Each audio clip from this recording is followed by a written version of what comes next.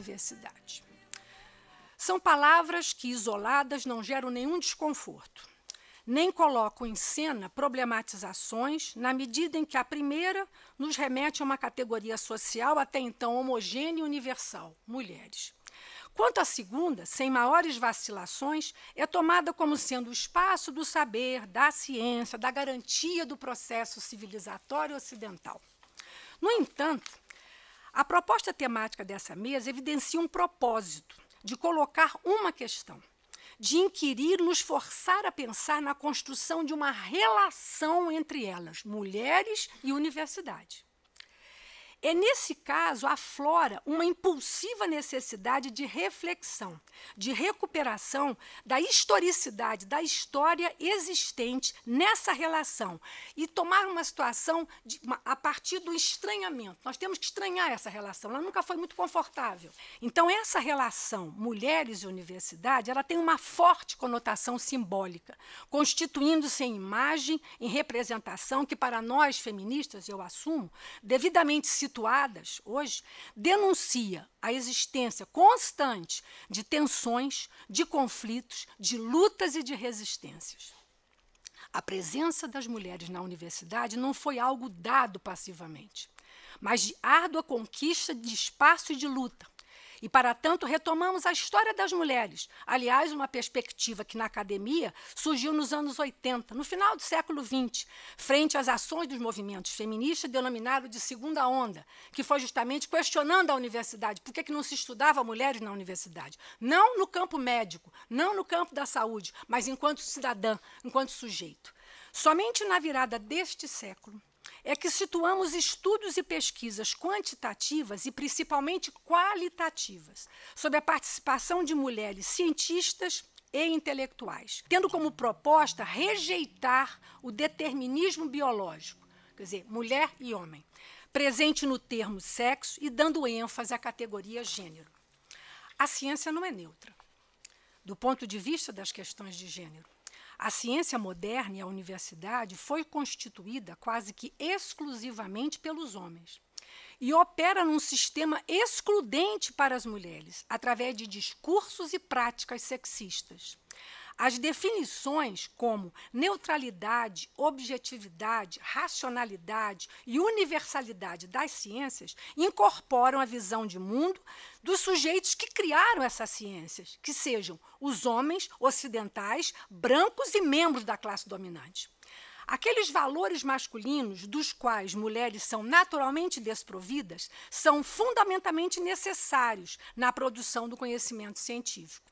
Logo, há um viés sexista, androcêntrico, que tem permeado a ciência, o espaço do saber. E, é lógico, as barreiras que têm dificultado o acesso e a presença de uma subrepresentação das mulheres na ciência e nas instituições científicas. Além disso, eu chamo a atenção que, nesse espaço, mulheres e universidades, há uma violência de gênero, que ainda ronda com dramáticos e trágicos incidentes do cotidiano estudantil.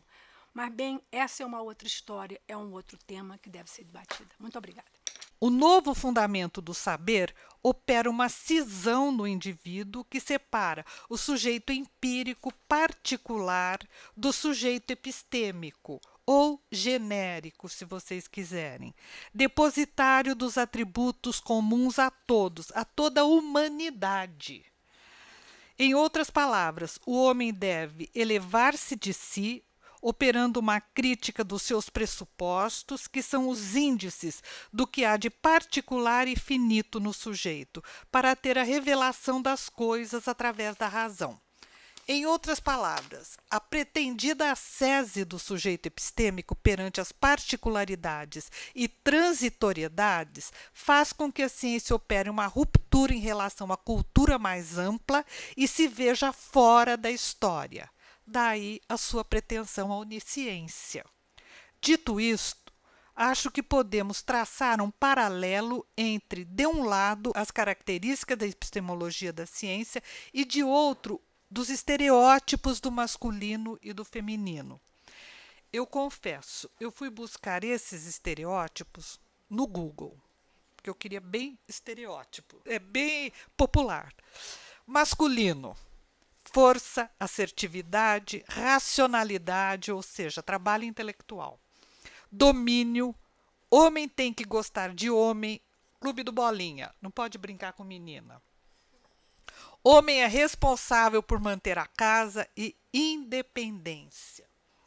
Ou seja, o homem é portador de objetividade que lhe garante acesso à realidade.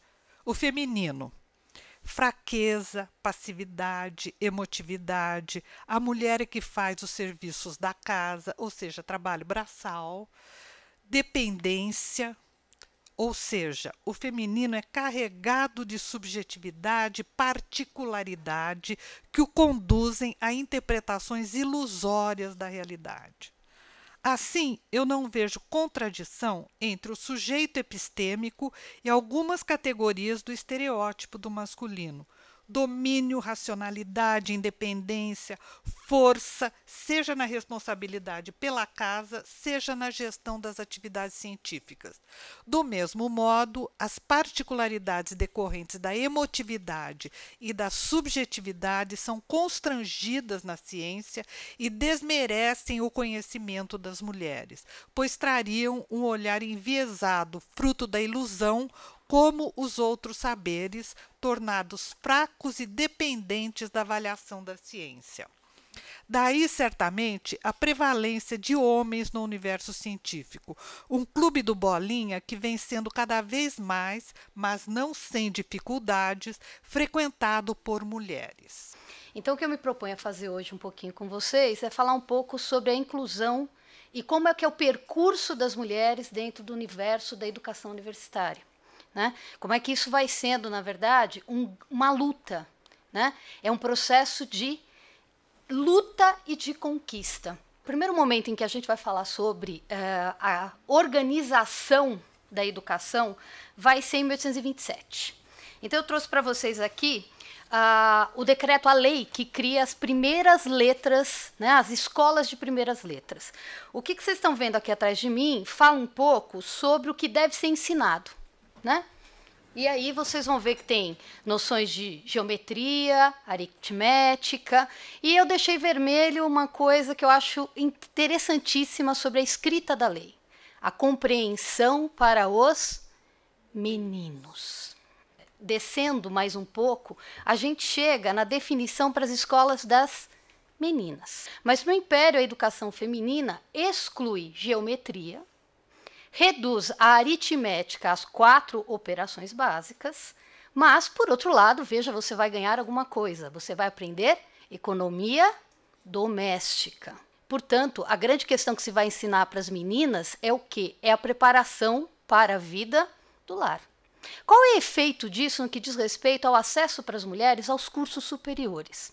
Então, eu trago também uma outra lei para vocês darem uma olhada. Ela é a que determina, que ensina, fala sobre a criação dos cursos de ciências jurídicas, esse aqui da Universidade de Olinda. Esse capítulo número 1, ele apresenta para a gente o que o aluno tem que ter para poder entrar na Universidade de Direito.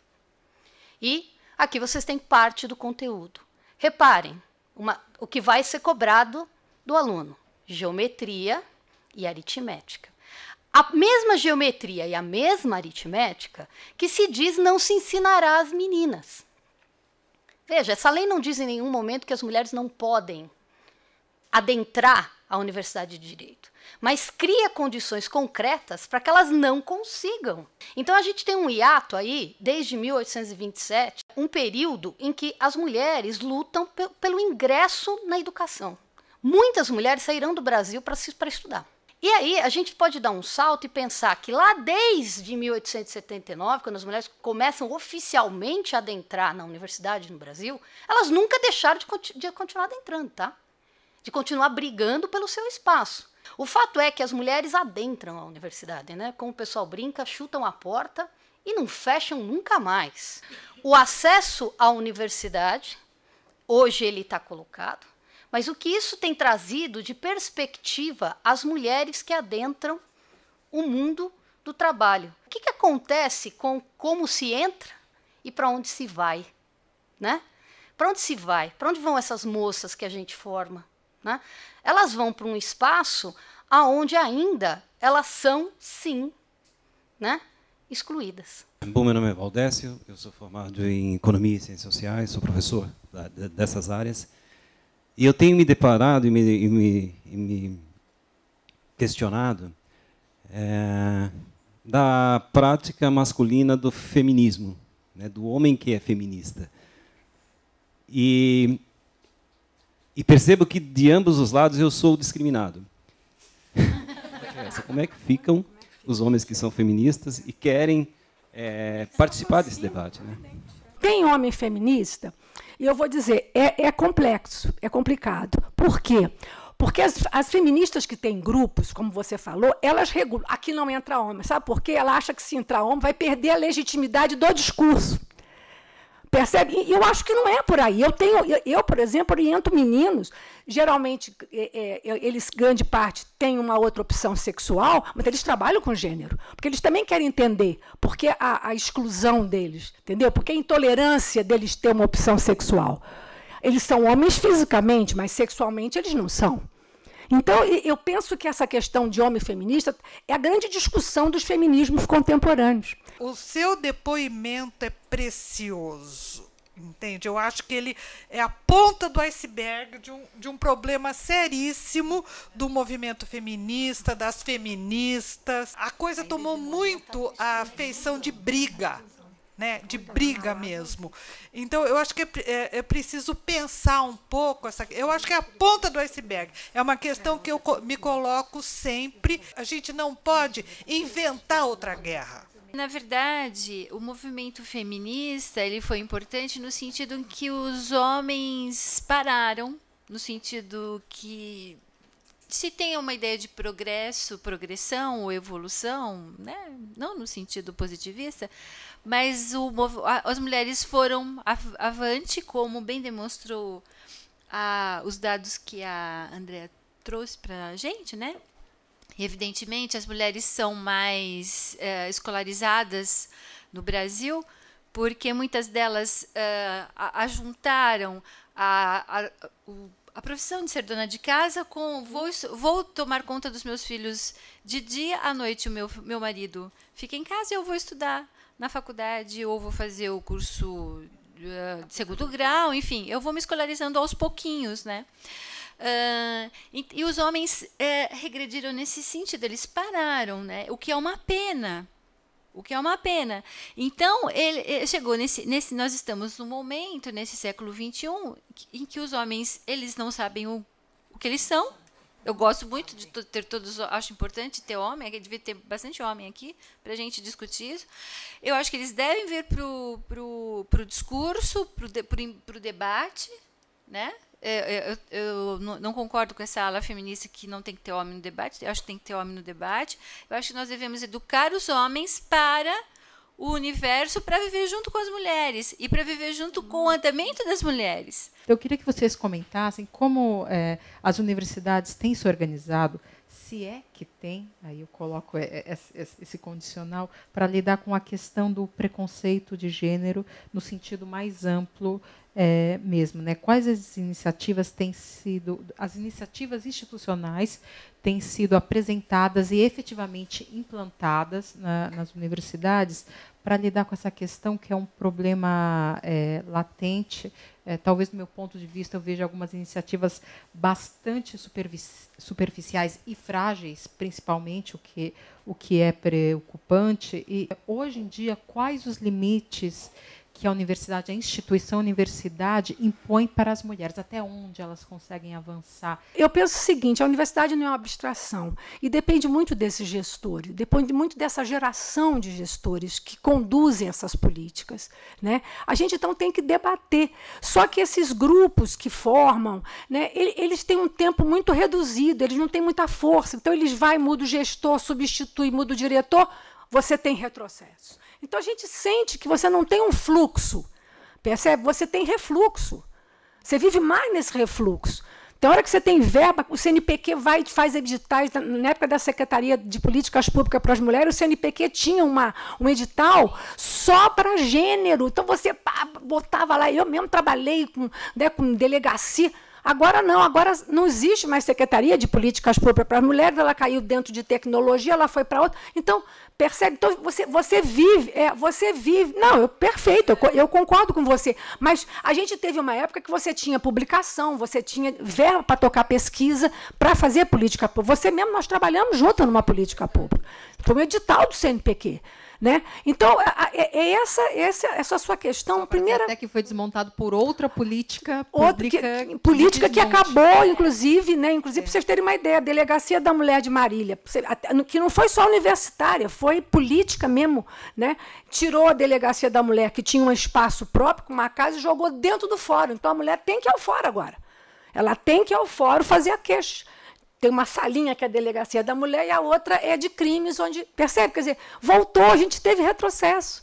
Então, Sônia, eu acho que é geracional, sim, e a gente não pode abandonar a bandeira. Então, Sônia, eu acho que você falou tudo. Não tem. Você fez a pergunta e fez... não foi pergunta, foi desabafo. Você fez a pergunta e deu a resposta. Tá, é assim Basta mesmo. olhar os gestores da universidade. Não tem mulher, não é tem muito abstração. muito poucas mulheres. E até que ponto, quando as mulheres assumem esses papéis de cargos mais altos, elas também não desempenham papéis agressivos e típicos do masculino, que eu acho assim deplorável. Eu acho que pensar um pouco o discurso do feminismo, fazer uma análise das palavras que o feminismo usa, é um discurso bélico. Entende? Tem muitos termos bélicos, né? Então, eu acho que eu já comentei com você, nos anos 60, no tempo da Betty Friedan, a mulher foi pôr terninho e usou pasta executiva para trabalhar, né? E aí, um pouco antes, ela tinha que desmamar para trabalhar, e aí apareceu o leite em pó. Por que o leite em pó apareceu? Porque a mulher foi trabalhar. Então, quer dizer, não há o respeito pelo feminino, né? A gente veste... Há um discurso. Um discurso, pois é. É um discurso. Então, eu acho que tem muitas pontas essa questão. Eu também acho que a gente não tem política, não. A gente tem ações pontuais, muitas vezes ligadas a obrigações legais. Por exemplo, vocês devem ter visto que agora foi aprovado a obrigatoriedade das universidades de aceitarem o nome social no caso dos transgêneros, por exemplo. Então, se acaba esperando que algumas coisas se tornem leis para implementá-las. Mas você entra no que o pessoal estava falando, quer dizer, o fluxo e o refluxo, né? E a gente, hoje, claramente, o momento é de refluxo. E um grande refluxo de ordem política, e a Lídia está coberto de razão, é a perda da Secretaria de Política para as Mulheres. Isso é um refluxo, no que tange a políticas públicas, brutal.